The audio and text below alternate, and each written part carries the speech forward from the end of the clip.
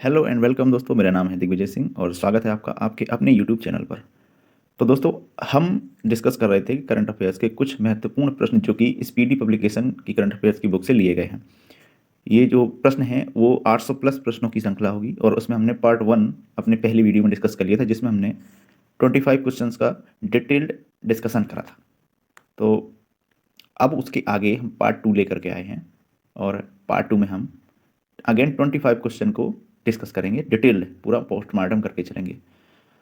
तो दोस्तों, मैं वीडियो शुरू करने से पहले आप सबसे बता दूं कि ये वीडियो आपको आपके सभी प्रकार के जो कम्पिटिटिव एग्ज़ाम्स हैं, वनडे एग्ज़ाम्स हैं, चाहे वो पुलिस का हो, कांस्टेबल, एसआई या फिर रेलवे की जो वैकेंसीज़ निकली हैं, हालांकि अभी टेक्नीशियन की वैकेंसी निकली हैं, और भी जितने भी वनडे एग्ज़ाम्स हैं सबके लिए बहुत ही महत्वपूर्ण होने वाला है।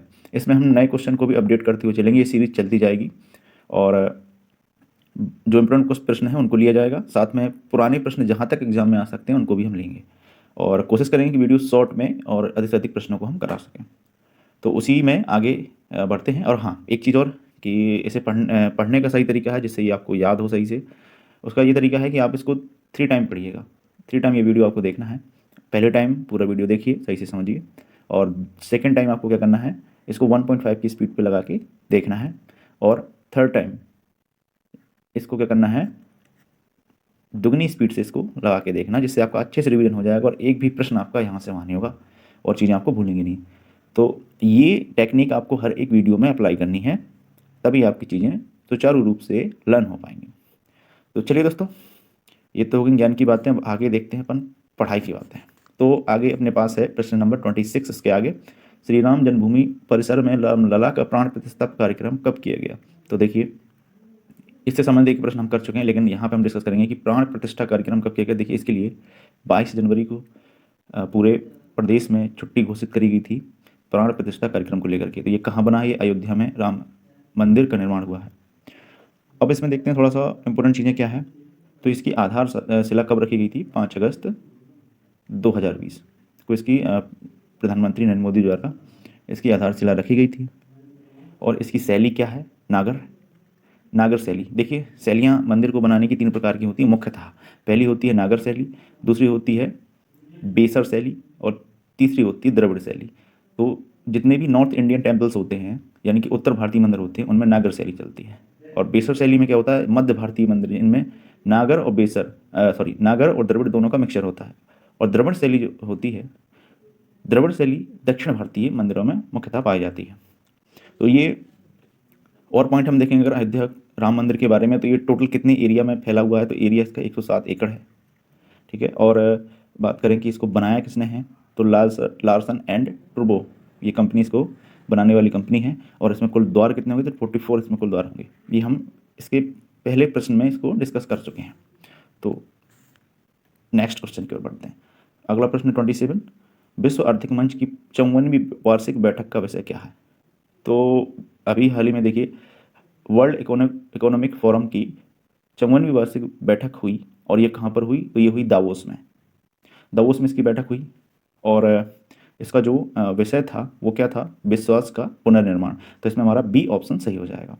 अब थोड़ा सा वर्ल्ड इकोनॉमिक फोरम के बारे में जान लेते हैं, ये होता क्या है। तो देखिए, ये एक विश्व स्तरीय एक संस्था है, और इसकी स्थापना 1971 में हुई थी। कहाँ पर हुई थी? तो कोलोगनी स्विट्जरलैंड में इसकी स्थापना हुई थी, और वहीं पर इसका मुख्यालय है कोलोगनी में। सीईओ की बात करी जाए, इसके कौन है? तो क्लॉस एम स्वाब इसके सीईओ हैं। तो ये होगी इसकी जानकारी से संबंधित। नेक्स्ट नेक्स्ट प्रश्न है 28, रानी मार्गरेट द्वितीय के बाद डेनमार्क के नए राजा कौन नियुक्त हुए हैं? तो देखिए, रानी मार्गरेट द्वितीय ये डेनमार्क की रानी थी, और इनके बाद नए राजा यहाँ के बने हैं कौन? Prince Frederick X. तो अब थोड़ी सी डेनमार्क की बात करें तो डेनमार्क देखिए यूरोपीय देश है एक, और इसकी अगर कैपिटल की बात करेंगे तो कोपेनहेगन इसकी क्या है? राजधानी है। मुद्रा की बात करें तो डेनिस क्रोन यहाँ की मुद्रा है। और पीएम जो है यहाँ की पीएम है मैट फ्रेडरिक्सन, यहाँ की पीएम है, जो कि यहाँ की सबसे कम उम्र की पीएम है। चलिए नेक्स्ट प्रश्न की ओर बढ़ते हैं। अगला प्रश्न है 29, भारत के सबसे लंबे पुल का नाम क्या है? देखिए, ये प्रश्न बहुत इंपॉर्टेंट होने वाला है, आगे एग्जाम में आपको प्रश्न कहीं ना कहीं मिल जाएगा। तो इस प्रश्न को मैं बहुत अच्छे से आपको एनालिसिस करूँगा, अच्छे से बताऊँगा। इस चीज़ को बहुत ही ध्यान से सुनिएगा, चाहो तो इसको आप नोट डाउन भी कर सकते हैं। अगर हम प्रीवियस बात करें, देखिए इसके पहले जो भी पुल है इसका सही आंसर क्या हो जाएगा, नाभा सेवा अटल सेतु। ये जो पुल है कुछ भाग इसका समुद्र के अंदर बना है और कुछ भाग इसका जो है ज़मीन पर बना हुआ है, जिसमें 16.5 किलोमीटर जो है वो समुद्र के अंदर है और 5.5 किलोमीटर ये क्या है ज़मीन पर है। ठीक है, और ये कितने बात करें कितनी लेन वाला है, तो 6 लेन वाला ये सेतु है। लंबाई टोटल की बात करेंगे तो 21.8 किलोमीटर इसकी कुल लंबाई है। और ये किस किस को कनेक्ट करता है, तो मुंबई के सेवरी से और रायगढ़ जिले के उरण तालुका में न्यावा सेवा तक, तो सेवरी से न्यावा सेवा तक ये कनेक्ट करता है, इसलिए इसको न्यावा सेवा अटल सेतु कहा गया है। साथ ही इसका उद्घाटन पीएम नरेंद्र मोदी ने किया था और इसे एक और नाम दिया गया है मुंबई ट्रांस हार्बर लिंक, इसको एक दूसरा नाम दिया गया है। साथ ही अगर इसके पहले भारत का कौन सा या फिर अभी वर्तमान में सेकंड सबसे लंबा पुल कौन सा हो जाएगा लेंथ में, तो वो है असम का कौन सा, डॉक्टर भूपेन हजारिका पुल, जो कि ब्रह्मपुत्र नदी पर बना हुआ है, जिसकी वर्तमान लंबाई कितनी है, 9.15 किलोमीटर है। ठीक है, और इस देखिए इस जो पुल ये बना हुआ है इसको बनाने में बहुत ज़्यादा लागत आई और उस लागत को हमने कहाँ से फाइनेंस करा, वो करा उस पूरी लागत का लगभग 80% जापान ने इसका फंड किया है। और इसको बनाने वाली जो कंपनी है जापान इंटरनेशनल कोऑपरेशन एजेंसी यानी कि JICA ने इसमें मदद करी, और साथ में जो 20% खर्चा है वो केंद्र और राज्य सरकार मिला करके इसमें वहन करने वाली है। तो ये इस समय भारत का सबसे लंबा समुद्र पुल कह सकते हैं आप, और सबसे लंबा पुल भी कह सकते हैं आप, सबसे लंबा। तो ये इस तरीके से इसका सही आंसर क्या हो जाएगा, न्याय सेवा अटल सेतु। ठीक है, बढ़ते हैं नेक्स्ट प्रश्न की ओर। तो नेक्स्ट प्रश्न हमारा है 30वां। किस आतंकवादी समूह ने सोमालिया में संयुक्त राष्ट्र के हेलीकॉप्टर पर कब्जा कर लिया। तो देखिए सोमालिया जो कंट्री है ये एक अफ्रीकन कंट्री है और यहाँ पर आए दिन आतंकी गतिविधियाँ होती रहती हैं। तो यहाँ पर जो है इन गतिविधियों को रोकने के लिए जो संयुक्त राष्ट्र की सेना है, शांति सेना भी बोलते हैं जिनको, तो उनका जो है हेलीकॉप्टर कब्जे में ले लिया था एक आतंकवादी समूह ने, और उसका नाम क्या है, अल शबाब। तो अल शबाब यहाँ का एक लोकल क्या है, आतंकवादी समूह है। अब थोड़ी सी जानकारी लेते हैं हम किसकी, सोमालिया के बारे में। देखिए सोमालिया की कैपिटल अगर हम पूछें तो क्या होगी, कैपिटल होगी मोगादिशु। तो मोगादिशु यहाँ की क्या है, कैपिटल है। और प्रेसिडेंट यहाँ के कौन है, शरीफ अहमद यहाँ के प्रेसिडेंट हैं। और मुद्रा की बात करेंगे तो सोमेलियाई सिलिंग यहाँ की मुद्रा है। और जितने भी आपको ऑप्शन दिख रहे हैं, तालिबान ये पाकिस्तान अफगानिस्तान में इसका फैला हुआ है, ISIS ये सीरिया साइड इसका जो है आतंक फैला हुआ है। तो इस तरीके ये सभी जो नाम है ये किसके हैं, आतंकवादी संगठनों के हैं। अगला प्रश्न देखिए 31। किस विशिष्ट कमांडो इकाई ने ऑपरेशन चलाया। देखिए प्रश्न थोड़ा सा अधूरा है और उस बेस पर मैं इसका आंसर आपको बता दूं कि ये मार्कोस जो है ये नौसेना कमांडो की एक इकाई है। तो इसने एक विशिष्ट ऑपरेशन चलाया है, उसी के बारे में इस प्रश्न में पूछा गया है। ठीक है, तो मार्कोस को एक अन्य नाम से भी जाना जाता है जिसको मरीन कमांडो के नाम से भी जाना जाता है। और इसकी स्थापना अगर हम कहें तो स्थापना इसकी हुई थी 1987 में इसकी स्थापना हुई थी, और ये एक भारतीय नौसेना की शाखा है। साथ ही अगर और स्टैटिक पॉइंट्स देखें, जैसे कि नौसेना स्थापना दिवस कब मनाया जाता है या फिर नौसेना दिवस कब मनाया जाता है, तो 4 दिसंबर को प्रति वर्ष नौसेना दिवस मनाया जाता है। नौसेना के अध्यक्ष कौन है, तो एडमिरल R हरिकुमार इसके वर्तमान में प्रमुख हैं। ठीक है, चलिए बढ़ते हैं नेक्स्ट प्रश्न की ओर। अगला प्रश्न 32। हाल ही में सरकार द्वारा लॉन्च किया गया प्रेरणा क्या है। तो देखिए ये सरकार के द्वारा एक प्रेरणा कार्यक्रम लॉन्च किया गया जिसका फुल फॉर्म होता है program for result enhancement resource nurturing and assessment.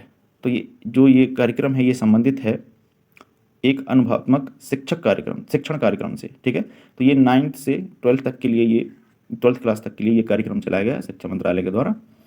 और इसमें क्या होगा, 9 से 12वीं तक के चयनित छात्रों के लिए 1 सप्ताह तक चलने वाले आवासीय कार्यक्रम में जो है इनको प्रशिक्षित किया जाएगा।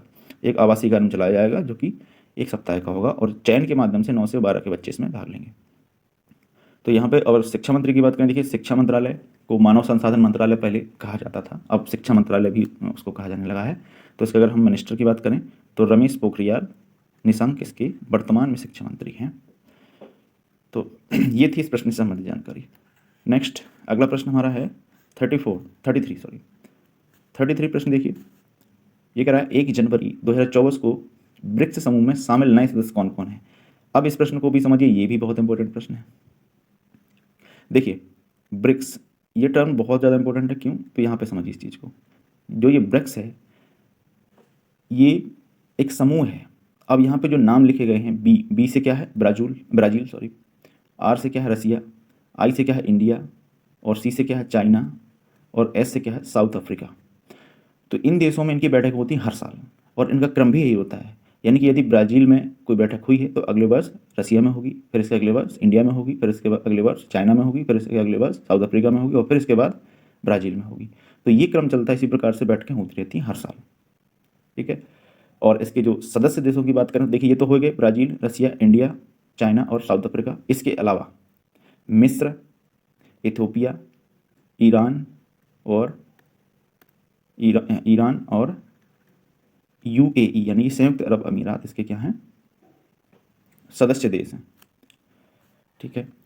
तो यहाँ पे क्या पूछा गया है कि नए शामिल सदस्य देश कौन है। देखिए सभी प्रश्न ऑप्शंस में देखिए, अर्जेंटीना तो अपने लिए ही नहीं है, अर्जेंटीना, ये ऑप्शन गलत हो गया। मैक्सिको इसमें है ही नहीं, ऑस्ट्रेलिया भी नहीं है, ना तुर्की है, कनाडा, जापान, जर्मनी ये बिल्कुल नहीं है। ये देखिए मिस्र, इथोपिया, ईरान, सऊदी अरब और संयुक्त अरब अमीरात, इसके जो क्या हैं नए सदस्य बन गए हैं। और संस्थापक सदस्य कौन है? ये। अब इस बार ये जो ब्रिक्स सम्मेलन है वो कहाँ हो रहा है और कितनावें नंबर का हो रहा है? देखिए 15वें नंबर का ब्रिक्स सम्मेलन है। होना कहाँ था? ब्राज़ील में। लेकिन ब्राज़ील में G20 समिट होने वाले हैं, इस वजह से ये अब रसिया को जिम्मेदारी सौंप दी गई है। तो 2024 में ये जो ये होंगे, ये कहाँ होंगे? रसिया में होंगे। 15वें नंबर के हैं ये। ठीक है, चलिए आगे बढ़ें अगले प्रश्न की ओर। नेक्स्ट प्रश्न है 34। यूजीसी ने किस डिग्री की मान्यता रद्द कर दी? देखिए यूजीसी यानी कि यूनिवर्सिटी ग्रांट्स कमीशन, जो पूरे भारत में स्नातक, ठीक है, और ग्रेजुएशन, पोस्ट ग्रेजुएशन, ये सभी प्रकार की पीएचडी, सभी प्रकार की डिग्रियों के लिए, शिक्षा के लिए उत्तरदायी है। इसका मुख्यालय कहाँ पे है? नई दिल्ली में है। और इसकी अगर हम बात करें स्थापना की, तो 28 दिसंबर 1956 को इसकी स्थापना हुई थी। किसकी? यूजीसी की। तो इसने अभी एक डिग्री को मान्यता रद्द कर दी है, और वो कौन है? MPhil degree. एमफिल का मतलब क्या है? Master of philosophy. तो ये 2 वर्षीय एक मास्टर डिग्री का प्रोग्राम होता था, जिसको यूजीसी ने इसकी मान्यता को रद्द कर दिया। बढ़ते हैं नेक्स्ट प्रश्न की ओर। 35 अगला प्रश्न है। भारतीय नौसेना द्वारा कमीशन किए गए नवीनतम स्टील्थ गाइडेड मिसाइल विध्वंसक का नाम क्या है? तो देखिए इसका सही आंसर क्या हो जाएगा? इसका सही आंसर हो जाएगा INS इम्फाल। तो INS इम्फाल है जो इस नवीनतम स्टील गाइडेड मिसाइल विध्वंसक है। अब यहाँ पे थोड़े से स्टैटिक पॉइंट क्या हो जाएंगे? देखिए यहाँ रक्षा मंत्री का नाम बताइए क्या होगा? तो राजनाथ सिंह यहाँ के रक्षा मंत्री, यानी कि अपने भारत के रक्षा मंत्री हैं। और नौसेना प्रमुख की बात करेंगे तो एडमिरल R हरिकुमार नौसेना प्रमुख है। नेक्स्ट अगले प्रश्न की ओर। तो अगला प्रश्न है 36। द्विपक्षीय श्रृंखला के लिए ICC द्वारा नियुक्त पहली निष्पक्ष महिला अंपायर कौन बनी है? तो देखिए इसका सही आंसर होगा इंग्लैंड की सू रेडफर्न। तो इंग्लैंड की सू रेडफर्न को ICC द्वारा नियुक्त पहली निष्पक्ष महिला अंपायर बनाया गया है। किस मैच के लिए बनाया गया है? तो ऑस्ट्रेलिया वर्सेज साउथ अफ्रीका के बीच में मैच होगा। उस मैच के लिए, उस T20 मैच के लिए इनको निष्पक्ष महिला अंपायर बनाया है। ICC के बारे में जानकारी अगर चाहें तो हम उसको रिवाइज कर सकते हैं। देखिए ICC की स्थापना कब हुई थी? तो 15 जून 1909। ठीक है, 1909 में इसकी स्थापना हुई थी। हेडक्वार्टर की बात करें तो कहाँ है? दुबई में इसका हेडक्वार्टर है, दुबई UAE में। और चेयरमैन की बात करें तो ग्रेग बार्कले हैं। और CEO की बात करें तो जियोफ अलार्डिस हैं ICC के। चलिए बढ़ते हैं नेक्स्ट प्रश्न की ओर। अगला प्रश्न है हमारा 37। प्रश्न कह रहा है किस महिला क्रिकेटर को दिसंबर 2023 के लिए ICC player of the month का सम्मान मिला? देखिए काफ़ी प्रश्न क्रिकेट से लेकर के आ रहे हैं, तो मेरा आपसे प्रश्न ये है कि क्रिकेट में कुल कितने खिलाड़ी होते हैं, ये आपको कमेंट बॉक्स में बताना है। तो देखें इस प्रश्न को। दिसंबर 2023 के लिए देखिए ICC ने एक प्रोत्साहन के लिए महिला और पुरुष दोनों के लिए हर माह के प्लेयर ऑफ द मंथ घोषित करने चालू कर दिए थे, और उन्हें पुरस्कार भी देना चालू कर दिया था। तो उसी सीरीज में ये प्रश्न पूछा गया कि दिसंबर 2023 के लिए प्लेयर ऑफ द मंथ महिला क्रिकेटर, कौन सी महिला क्रिकेटर को मिला है? तो इसका सही आंसर क्या हो जाएगा? इसका सही आंसर हो जाएगा ऑप्शन ए, दीप्ति शर्मा। तो दीप्ति शर्मा इसका सही आंसर हो जाएगा। ठीक है, ये भारत की क्रिकेटर है। और नेक्स्ट आगे बढ़ते हैं 38 प्रश्न की ओर। हाल ही में जारी ग्लोबल फायर पावर इंडेक्स 2024 में भारतीय सेना को दुनिया भर में कौन सा स्थान मिला है? तो देखिए, ये ग्लोबल फायर पावर एक संस्था है जो विश्व भर की सेनाओं में कौन कितनी ताकतवर है, किसके पास कितने सैनिक हैं, कितने हथियार हैं, कितने परमाणु बम हैं, ये आकलन करके एक रैंक तैयार करती है, जिसमें ये पता चलता है कि किस देश की सेना कितनी मजबूत है और उसी हिसाब से उसको रैंक दी जाती है। तो देखिए, ये इस जो संस्था है, इसमें भारत का जो स्थान है वो स्थान है चौथे स्थान पर है। अगर पहले स्थान की बात करेंगे तो यूएसए यानी कि संयुक्त राज्य अमेरिका है। सेकंड की बात करेंगे तो रूस यानी कि रसिया, और थर्ड की बात करेंगे तो चाइना इस पे थर्ड नंबर पे है। फोर्थ में क्या है हमारा? भारत है। और फिफ्थ की बात करेंगे तो साउथ कोरिया 5वें स्थान पर है। और अगर हम बात करें कि सबसे लास्ट में स्थान पर कौन है तो भूटान इस पे लास्ट स्थान पर है। कुल कितने देशों में इसमें भाग लिया? तो 145 देशों ने इसमें भाग लिया था। और भारत में देखिए एक पॉइंट और है हमारा कि भारत में लगभग 51 लाख सैनिक हैं अपनी भारत की सेना में। चलिए बढ़ते हैं नेक्स्ट प्रश्न की ओर। अगला प्रश्न है 39। किस पुरुष क्रिकेटर को दिसंबर 2023 के लिए ICC player of the month का सम्मान मिला? तो देखिए, अभी अपन ने जस्ट पढ़ा है क्वेश्चन नंबर 37 में कि महिला क्रिकेटर, और इसमें पढ़ रहे हैं हम पुरुष क्रिकेटर। तो देखिए इसका सही आंसर क्या हो जाएगा? पेट कमिंस कौन है? ऑस्ट्रेलिया के खिलाड़ी हैं। तो इनको 2023 का दिसंबर का player of the month award दिया गया है। अब थोड़ा सा यहाँ ऑस्ट्रेलिया की बात आई है तो यहाँ ऑस्ट्रेलिया के बारे में थोड़ा सा जान लेते हैं। कैपिटल इसकी कैनबरा है और यहाँ के जो पीएम है वो है एंथनी एल्बनीज यहाँ के पीएम हैं। महिला में आपको पता ही है कि किसको मिला है? दीप्ति शर्मा को, भारत की दीप्ति शर्मा को ये अवार्ड मिला है। नेक्स्ट अगला प्रश्न है 40 नंबर का। प्रतिवर्ष किस महापुरुष के जन्मदिन पर पूरे भारत में 12 जनवरी को राष्ट्रीय युवा दिवस मनाया जाता है? तो ये तो आपको पता ही होगा। ये इसलिए पता होगा क्योंकि जो ये जन्म दिवस मनाया जाता है राष्ट्रीय युवा दिवस के रूप में, वो व्यक्ति कौन है? तो वो हमारे देश के महान व्यक्ति स्वामी विवेकानंद जी हैं। तो उनकी जयंती पर इसको मनाया जाता है। तो स्वामी विवेकानंद जी का जन्म जी कब हुआ था? 12 जनवरी 1863 को इनका जन्म हुआ था। कहाँ पे? कलकत्ता में इनका जन्म हुआ था। अच्छा, इस वर्ष इसकी थीम क्या होगी? 2024 की थीम क्या है? It's all in the mind. ये इसकी इस वर्ष की थीम है। ठीक है, साथ में थोड़ा सा इनसे संबंधित कुछ स्टैटिक पॉइंट लेते हैं। इन्होंने रामकृष्ण मिशन की स्थापना करी थी 1 मई 1897 में, ये आपको याद रखना है। दूसरी पॉइंट क्या है? दूसरा पॉइंट इसका ये है कि इन्होंने 1887 में बेलूर मठ की स्थापना करी थी। और इसके अलावा देखिए इन्होंने शिकागो सम्मेलन में भी भाग लिया था, जो कि काफ़ी फेमस रहा था। 1893 में इन्होंने वहाँ पर अपना भाषण दिया था। तो चलिए, ये इस प्रश्न का आंसर हो गया। नेक्स्ट अगला प्रश्न है 41। तो दोस्तों हम एक फ्लो में इस चीज़ को लेकर चल रहे हैं ताकि कम समय में प्रश्नों को ज़्यादा डिस्कस कर सकें और यहाँ वहाँ की बातें ना हो ज़्यादा, जिस वजह से हम इसमें ज़्यादा समय नहीं लगा रहे हैं और प्रश्न पॉइंट टू पॉइंट लेकर के इसको चलेंगे। चलिए अगला 41 में कह रहा है बिम्स्टेक के नए महासचिव बनने वाले प्रथम भारतीय कौन हैं? अब बिम्स्टेक के बारे में जानना बहुत ज़रूरी है। बिम्स्टेक के नए महासचिव जो बने हैं वो प्रथम भारतीय कौन है? इसका आंसर है इंद्रमणि पांडे। ये इसकी पहली भारतीय महासचिव बनी है। बिम्स्टेक देखिए, ये 7 देशों का एक समूह है जिसमें भारत, बांग्लादेश, भूटान, नेपाल, श्रीलंका, म्यांमार और थाईलैंड आते हैं। इसका हेडक्वार्टर की बात करें हम तो क्या होगा? ढाका इसका हेडक्वार्टर है, बांग्लादेश। यानी कि स्थापना की बात करेंगे तो ये 1997 में इसकी स्थापना की गई थी। चलिए बढ़ते हैं नेक्स्ट प्रश्न की ओर। नेक्स्ट प्रश्न है 42। गोल्डन ग्लोब अवार्ड 2024 में किसी बेस्ट मोशन फिल्म का पुरस्कार दिया गया? तो देखिए ये प्रश्न बहुत इंपॉर्टेंट है। क्यों? क्योंकि हाल ही में ऑस्कर प्राप्त करने वाली फिल्म कौन बनी? ओपनहाइमर। सॉरी, अगर ऑस्कर वाला मुझे सही से याद नहीं है, बट मैं इसी को ही एक्सप्लेन करके चलूँगा कि बेस्ट मोशन फिल्म का जो अवार्ड है वो क्या है? गोल्डन ग्लोब अवार्ड जो मिला उसके किसे मिला? ओपनहाइमर। आप एक बार चेक कर लें कि ऑस्कर के लिए इसी को मिला है कि नहीं। अच्छा, ओपनहाइमर काफ़ी फेमस मूवी बनी है। ये परमाणु बम को लेकर के मूवी पूरी बनी है। अगर इसमें से अगर आपसे प्रश्न पूछ सकता है, अगर एग्जामिनर तो पूछ सकता है कि बताइए एक्टर कौन थे, तो इसमें किलियन मर्फी इसके लीड रोल में थे। और डायरेक्टर की बात करें, डायरेक्टर इसके कौन थे? तो इसके जो डायरेक्टर थे वो थे क्रिस्टोफर नोलन। एक ये फेमस डायरेक्टर है। गोल्डन ग्लोब अवार्ड की बात करें हम तो देखिए ये 1944 में पहली बार लॉस एंजल्स में दिया गया था। ठीक है, और ये फिल्म्स यानी कि एंटरटेनमेंट की दुनिया का ये एक अवार्ड है, फिल्म्स आदि के लिए ये सब दिया जाता है। नेक्स्ट अगले प्रश्न की ओर देखते हैं 43। अरिंदम बागची के स्थान पर विदेश मंत्रालय के नए प्रवक्ता कौन बने हैं? तो देखिए, अरिंदम बागची की जगह विदेश मंत्रालय के नए प्रवक्ता आए हैं हमारे कौन से? रणधीर जायसवाल। इसका डी ऑप्शन बिल्कुल सही है। विदेश मंत्रालय की बात करें तो विदेश मंत्री कौन है बताइए? एस जयशंकर इसके हमारे जो हैं विदेश मंत्रालय के मंत्री हैं। नेक्स्ट अगला प्रश्न है 44। सुप्रीम कोर्ट कानूनी सेवा समिति के नए अध्यक्ष कौन बने हैं? तो देखिए, ये ऑप्शन हमारे पास, option A justice D Y Chandrachud, justice Suryakant, option C justice V R Gavai और option D justice Aniruddha Bose. तो इसका सही आंसर हो जाएगा option C justice B R Gavai, इसका सही आंसर हो जाएगा। ठीक है। अच्छा, अब सुप्रीम कोर्ट से संबंधित चीज़ें आ गई। तो सुप्रीम कोर्ट में आर्टिकल 124 से लेकर के 147 तक इसका प्रावधान है सुप्रीम कोर्ट का हमारे संविधान में।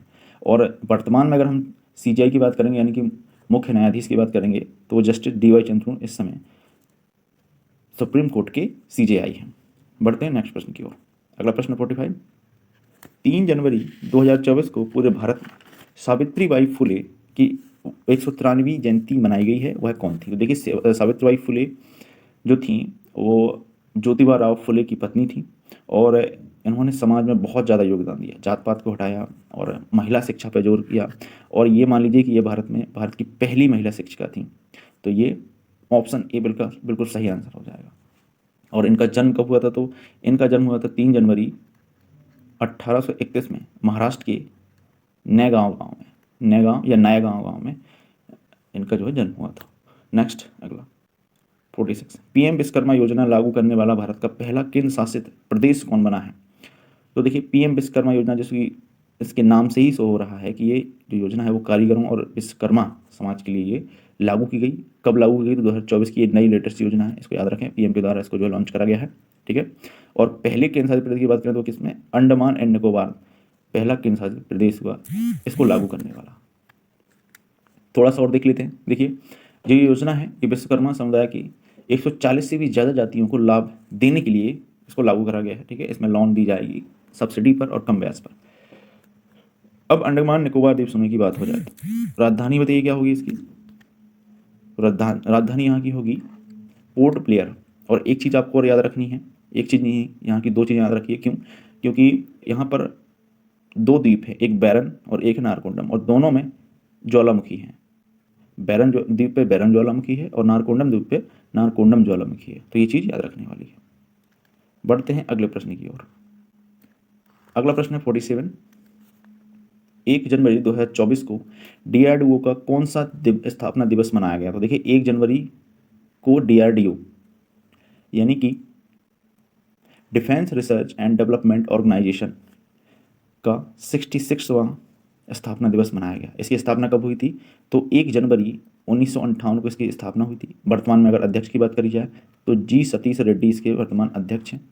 और इसकी हेडक्वार्टर की बात करेंगे तो नई दिल्ली इसका हेडक्वार्टर है। और मोटो यानी कि थीम जो है इसका बलस्य मूलम विज्ञानम इसकी थीम है। बढ़ते हैं नेक्स्ट प्रश्न की ओर। अगला है 48। उत्तर प्रदेश के किस जिले में भारत का पहला कन्या सैनिक स्कूल खोला गया? तो देखिए, अभी हाल ही में हमारे रक्षा मंत्री हैं, केंद्रीय रक्षा मंत्री श्री राजनाथ सिंह ने घोषणा करी है कि कन्या स्कूल खोला जाएगा। वो भी भारत का पहला, कहाँ पे? तो उत्तर प्रदेश के मथुरा में इसको खोला जाएगा। तो ये पहला कन्या स्कूल होगा यहाँ पे। और बात करें उत्तर प्रदेश की तो देखिए, उत्तर प्रदेश की राजधानी लखनऊ है और सीएम कौन है? योगी आदित्यनाथ। और गवर्नर कौन है? तो गवर्नर है आनंदीबाई पटेल। अगला प्रश्न की ओर 49। CISF की पहली महिला प्रमुख कौन बनी है? तो CISF यानी कि केंद्रीय औद्योगिक सुरक्षा बल की पहली महिला प्रमुख बनी है नीना सिंह। ऑप्शन बी इसका सही आंसर हो जाएगा। अब यहाँ पे बात करते हैं CISF की। तो इसकी स्थापना कब हुई थी? 1968 में इसकी स्थापना हुई थी। हेडक्वार्टर कहाँ है? नई दिल्ली में इसकी हेडक्वार्टर है। और इस मंत्रालय को देखता कौन सा मंत्रालय इस विभाग को देखता है? तो इसको देखता है कौन? गृह मंत्रालय, जिसके वर्तमान में मंत्री कौन है? अमित शाह इसके मंत्री हैं। तो ये एक प्रकार की पैरामिलिट्री फोर्स है जो औद्योगिक भवनों की सुरक्षा करती है। आगे बढ़ें। अगला प्रश्न है 50। दोस्तों, ये पार्ट 2 का लास्ट प्रश्न है। ठीक है। उत्तर प्रदेश सरकार ने राज्य के किस शहर को भारत की पहली एआईसीटी के रूप में विकसित करने की घोषणा की है? तो देखिए, अभी हाल ही में उत्तर प्रदेश सरकार ने लखनऊ को पहली एआईसीटी के रूप में विकसित करने की घोषणा करी है। तो ऑप्शन बी इसका सही आंसर हो जाएगा। एआई का मतलब क्या होता है? आर्टिफिशियल इंटेलिजेंस, यानी कि कृत्रिम बुद्धिमत्ता। अब एआई से प्रश्न बहुत से बनेंगे और बहुत सी चीज़ें, इस समय पूरा वर्ल्ड एआई एआई को ही सुन रहा है, देख रहा है। तो एआई के बारे में बात करें, देखिए इसके जनक यानी कि इसके फादर कौन है? तो एलन ट्यूरिंग, याद रखिएगा, एलन ट्यूरिंग इसके फादर हैं। और सबसे पहले जो एआई का चैटबॉट है, चैट जीपीटी, ये इसको लॉन्च करा था किसने? ओपन एआई नामक की एक अमेरिकी कंपनी ने इसको लॉन्च करा था, जिसके संस्थापक और सीईओ कौन कौन है? तो वह सैम एल्टमैन इसके संस्थापक व सीईओ हैं। तो दोस्तों, ये थी कुछ महत्वपूर्ण प्रश्नों की श्रृंखला। पार्ट 2 है ये, उस प्रश्नों को हम कुल टोटल 800 प्लस प्रश्नों को डिस्कस करने वाले हैं। आगे पार्टों में प्रश्नों की संख्या भी बढ़ाई जाएगी। और तो ये आज का सेकंड पार्ट था और ये उसका लास्ट प्रश्न था। अब दोस्तों, आपसे निवेदन है कि प्रश्न जो ये हम डिस्कस कर रहे हैं, इनमें अगर आपको कोई भी सुझाव या शिकायत देनी हो तो आप कमेंट के माध्यम से मुझ तक जरूर पहुँचाएँ। और अगर ये चीज़ें आपको पसंद आ रही हैं तो वीडियो को लाइक करिए और शेयर करिए। और जो भी शिकायतें हों वो आप या सुझाव को कमेंट के माध्यम से बता सकते हैं। तो दोस्तों, इसके तीसरे पार्ट में आपसे जल्द ही मुलाकात होगी। तब तक के लिए नमस्कार और गुड बाय।